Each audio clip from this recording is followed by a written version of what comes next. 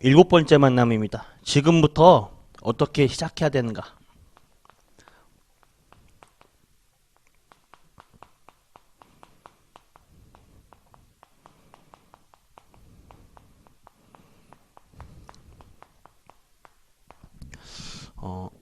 먼저 아셔야 될 게 우리가 기억하고 명심해야 될 것이 있습니다.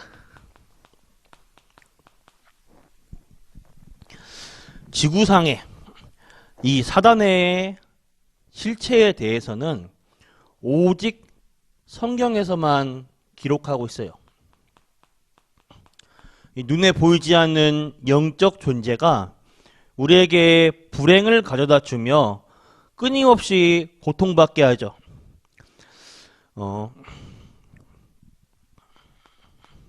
이 존재는 창세기 3장 15절 여자의 후손이 이 사단의 권세를 박살냈어요.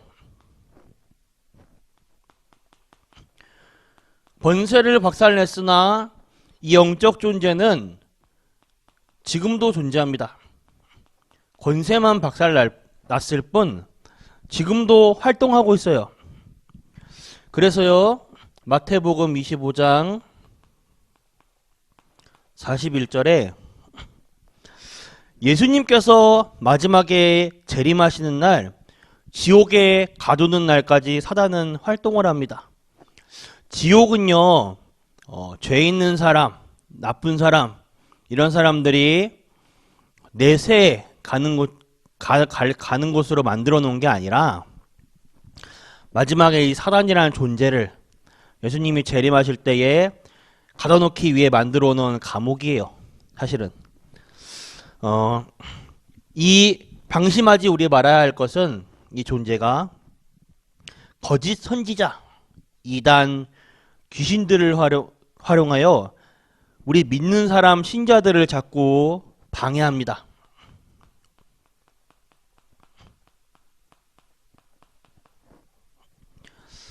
그래서 늘 기도로 승리하셔야 돼요. 에베소서 6장에서는요, 우리의 싸울 대상으로 나오고 있습니다. 우리가 싸울 대상은 혈과 육이 아니요 하늘에 있는 악한 이 영들입니다. 사단. 이 사단은요, 특히 불신자, 확신 없는 자를 찾아서 따라다녀요. 우리말로 하면 이제 대신방을 하는 거죠. 베드로전서 5장 7절에 8절 보면 두루 다니며 삼킬 자를 찾는다고 해요. 믿는 사람이라도 확신 없는 자, 이런 자들에게 두루 다니며 대신방을 합니다. 이 사단은 그러면서 특별히 여러분들의 가정을 무너뜨리려 해요. 가정을 계속 공격하는 것이죠. 처음 인류를 공격할 때도 아담과 하와 그 가정을 무너뜨렸어요. 그래가지고 우상 숭배하거나 여기에 계속 증가하는 것입니다. 사단의 존재 활동에 7배로 각종 이상한 질병을 일으키고요. 의학적으로 확인이 안 되는 이상한 질병, 의학적으로 고칠 수 있는데 병이 안 낫는 거예요. 특히 정신적으로 혼란을 줍니다. 지금 이 시대에 정신문제, 정신병이 가장 많죠. 물론 정신병이 전부 귀신 들린 병이냐? 그건 아니에요. 그러나 정신병이 왔을 때에 귀신이 일어날 혼란이 제일 가깝게 옵니다. 그리고요, 아까 여기 나왔지만 베드로전서 5장 7절에 8절, 특별히 믿는 자에게도 확신 없는 자를 찾아서 공격을 합니다. 그래서 야고보서 4장 7절에 너희 대적 마귀를 대적하라고 하죠. 이 사단은요, 특별히 마태복음 12장 43절과 44절을 보면 물 없는 곳, 쉴만한 곳을 찾는다고 해요. 성경을 보면 물 없는 곳마다 싸움, 불평이 일어나죠. 그런 곳에 사단이 역사하는 거예요. 귀신이 쉴만한 곳은 굉장히 나태한 사람을 말하고 있습니다. 이런 대로 사단이 역사를 일으키는 것입니다. 마태복음 12장 45절에 보면 빈집으로, 빈집이 뭔 말이냐, 사람이 허한 상태, 허무에 빠질 때, 이럴 때 역사하는 것이죠. 실제적으로 귀신이, 사단이, 마귀가 사람에게 역사하는 거예요. 그래서 여러분들이 기도하는 거, 예배하는 거, 전도하는 것을 가장 싫어하죠. 그 말은 여러분이 기도가 뭔지 모를 때 분명히 손해보는 거예요. 기도가 뭔가를 안다면 분명하게 승리합니다. 사단이 제일 싫어하는 게 예배죠.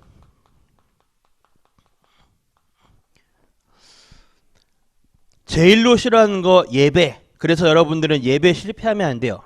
마귀는 분명 존재해서 예수님께 시비를 겁니다. 지구상의 유일한 책인 성경 말씀에 기록되어 있어요. 예수님께도 나타나서 시비 걸었다면 여러분들에게도 사단은 공격할 수 있다는 것입니다. 예수님이 공생의 사역 전에 40일 딱 금식을 하고 딱 사역을 시작하려 할 때 사단이 나타나죠. 처음 예수님 배고프신 걸 아니까 처음 사단이 뭔 말을 했냐? 야, 이 돌 가지고 빵으로 만들어봐. 배고프지? 빵 만들어봐. 그러니까 예수님이 사람이 떡으로만, 빵으로만 살 것이 아니요 하나님의 말씀으로. 사단은 언제든지 우리를 시험할 때 육신적인 걸 가지고 먼저 시험해요. 그리고 사단이 두 번째로 예수님을 높은 곳으로 올려놓고서 야, 뛰어내려봐. 뛰어내리면 너 천사가 와서 널 도울 거 아니냐. 하나님의 사람이라면 명예심을 자극한 거예요. 사단의 통로이죠.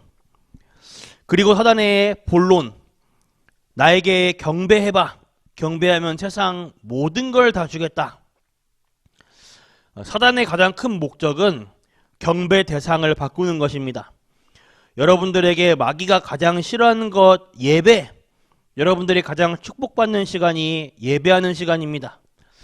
믿는 자에게도 공격을 하냐? 공격을 합니다. 이 베드로전서, 야고보서 전부 다 불신자들에게 쓴 말씀이 아니라 믿는 자에게 보낸 서신서예요. 예배에 실패하는 자, 기도가 뭔지를 모르는 자, 전도가 뭔가를 모르는 자를 공격을 하죠. 이 사단을 어떻게 이길 수 있겠는가? 지금부터 우리가 영적 싸움을 시작해야 됩니다. 주인,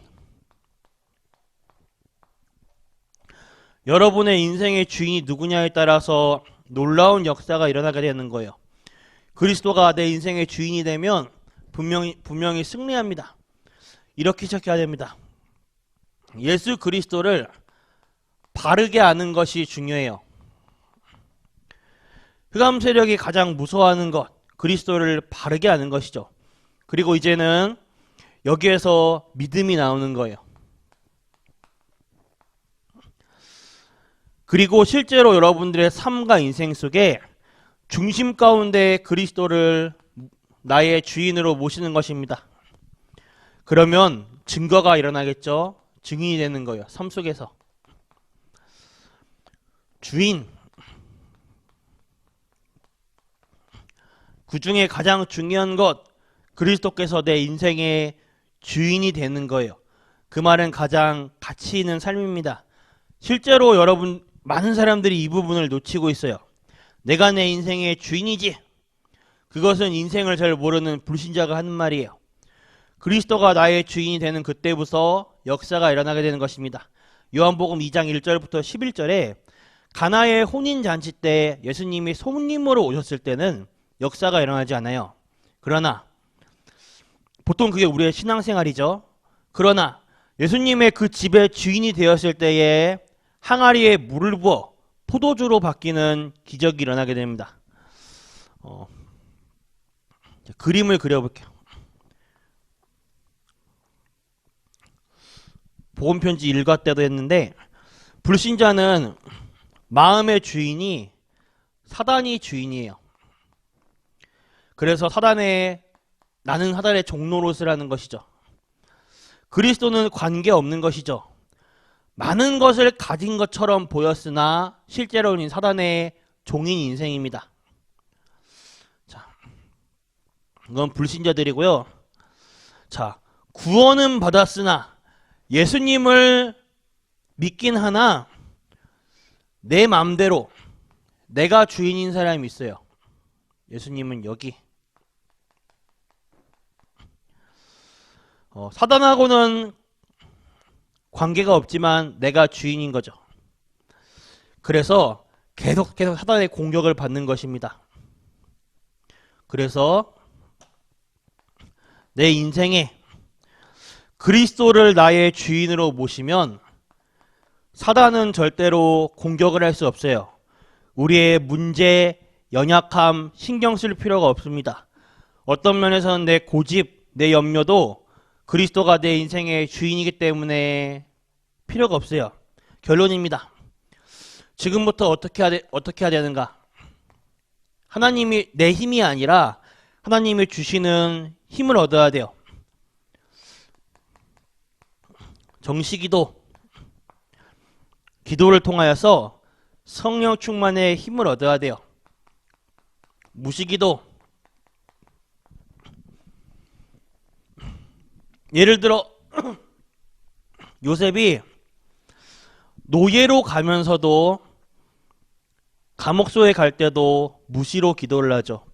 노예가 성경책 딱 하나님 말씀 펴놓고 다 앉아가지고 기도할 수 있는 시간이 어디 있습니까? 그 시간에도 열심히 걸레 짜가지고 이렇게 바닥 닦고 이래야지. 다른 노예들은 일하는데 자기만 특별하다고 앉아가지고 기도하고 있으면 욕먹잖아요. 일하면서 무시로 다 기도하는 거예요. 그러니까 어떤 응답을 받냐? 여호와께서 요셉과 함께 하심으로 요셉을 보는 사람들마다 보디발이나 바로왕이나 다 인정했어요. 야, 하나님의 영에 충만한 사람이구나. 하나님이 함께 하시는 사람이구나. 요셉은 한 번도 하나님 믿으세요 이렇게 한 적 없어요. 자기 일에 무시로 다 기도하면서 임마누엘의 축복을 누리니까 주변 사람들이 알아보는 거예요. 그리고 합심기도, 말씀 붙잡고, 그리고 집중기도, 우리가 중요한 사건이나 문제 앞에서 문제를 만날 때 기도하는 거죠. 사도행전 12장에 베드로가 옥에 갇혔을 때 초대교회 성도님들이 모여서 딱 집중으로 기도하니까 옥문이 풀려나는 역사. 우리가 뭔가 중요한 일이 있을 때도 그래요. 중요한 일이 있을 때도 물어봐야 돼요. 하나님한테 기도하면서 세밀한 성령 인도를 받아야 돼요. 우리 믿는 자들은 다른 게 아닌 뭐라 표현하지? 믿는 사람들의 실패. 우리 믿는 사람들의 유일한 딱 하나의 실패는 딴 거 없어요. 성령인도 받느냐 안 받느냐 요 차이예요. 그래서 집중기도, 중요한 일 있을 때, 그리고 대화기도, 하나님한테 진실하게 나의 상태, 나의 문제 대화하면서 기도하는 거죠. 기도를 통해서